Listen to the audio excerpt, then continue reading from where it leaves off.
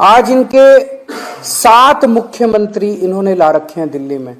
7 मुख्यमंत्री, 7 प्रदेशों के मुख्यमंत्री, 1 उप मुख्यमंत्री केशव प्रसाद मौर्य और 17 कैबिनेट मिनिस्टर इनके दिल्ली में उतरे हुए हैं। इतने सारे नेताओं की क्या जरूरत पड़ गई, क्योंकि 15 साल में कुछ काम नहीं किया।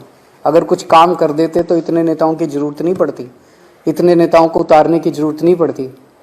फिर एक कैबिनेट मिनिस्टर से मैं पूछ रहा था, मैंने कहा क्या करते हो? कहते जी हमको एक ब्रीफ दिया जाता है, जब हम आते हैं चुनाव प्रचार के लिए तो हमें 2 पेज का एक ब्रीफ मिलता है, भाई ये बोलना है आपको।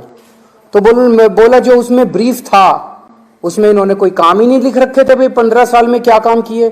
तो बोला हमने पूछा पार्टी से भाई क्या काम गिनाए, तो उसमें बोला बस केवल गालियां लिखी हुई थी कि केजरीवाल को ये गालियां देनी है।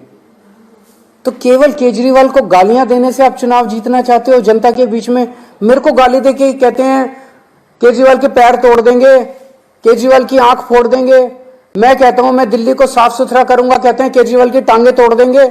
मैं कहता हूं मैं दिल्ली को चमकाऊंगा, दिल्ली का गंद निकालूंगा, कूड़ा हटाऊंगा, कहते हैं केजरीवाल की आंखें फोड़ देंगे। ऐसे तुम चुनाव जीतना चाहते हो? अगर तुमने 15 साल में, आज मैं जेपी नड्डा जी ने अभी कुछ, उनको मैं चैलेंज करता हूं, एक काम गिना दो 15 साल में तुमने जो एक काम किया है। एक काम नहीं किया।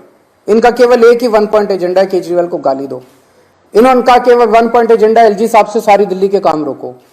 काम रोकने वालों को, गालियां देने वालों को वोट नहीं मिलता, काम करने वालों को वोट मिलता। देश और दुनिया की तमाम छोटी बड़ी खबरों के साथ जुड़े रहने के लिए देखते रहिए द नेशन न्यूज।